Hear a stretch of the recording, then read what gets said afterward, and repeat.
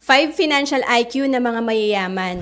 Una is mag-focus sa cash flow. Ang mga mayayaman, para mas okay ang cash flow nila, nagfo-focus sila sa business, and kung gagastos man sila, sinisigurado nila na investment din to na magbibigay sa kanila ng additional income. And then pangalawa, proteksyonan ang iyong asset.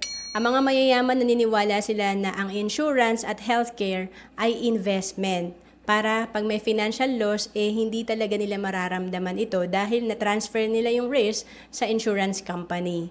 And then pangatlo, i-monitor ang gastos kada buwan. Para may control tayo sa pera, ito ay kung natatrack natin yung ating mga expenses. Ganito ang ginagawa ng mga mayayaman, kaya meron silang financial reports every month. And pang-apat, mag-invest para may leverage ka sa pera. Importante, alam natin kung paano nga ba magtrabaho ang pera. Alamin natin kung paano mag-invest. Kagaya dito sa nakikita nating sample, kung ikaw ay nag-iipon lang sa 0.25% ang interest, may 2.46 million ka lang kung nag-invest ka ng 10,000 monthly after 20 years. Pero kung natuto ka mag-invest, yung iyong pera, ang projection is 8.65 million. Ang laki ng difference, 2 million versus 8 million.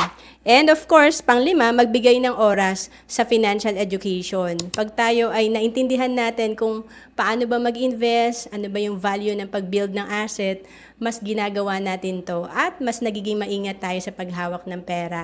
To know more about savings and investment, message mo lang ako sa FB, Roan Celis Capistrano.